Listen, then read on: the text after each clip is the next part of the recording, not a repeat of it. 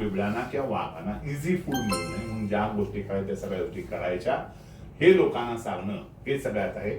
आणि एक लॉंग टर्मचा उपाय सुचवला गेला असा होता की तुम्ही ऐकलं असेल की निर्बीजीकरण. तर म्हणजे काय, तर सद्यस्थितीमध्ये फिमेल ज्या आहेत म्हणजे लेपर्डेज जे आहेत त्यांना इम्युनो कॉन्ट्रासेप्टिव्ह देतात, जे इंजेक्शन न देता येतं की पुढचे 3 ते 4 वर्ष त्यांचं ओव्ह्युलेशन थांबतं, त्यामुळे त्याचा पिल्लं होत नाही.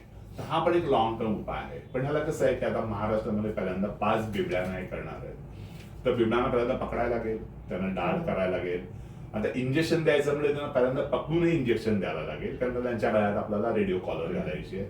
मग 2 वर्ष त्याचं मॉनिटरिंग केलं जाईल. हे बघितलेलं की त्यांना पिल्लं होत नाहीयेत ना, हे पक्क झालं तर मग याचा अर्थ काय की त्यांना जे आपण इम्युनो कॉन्ट्रासेप्टिव्ह देतो त्याचा फायदा होतोय. मग त्याच्या पुढे मात्र सिलेक्टेड असं करून मग त्यांना डाटणं म्हणजे त्यांना न पकडता देता येईल, हा लॉंग टर्म उपाय झाला.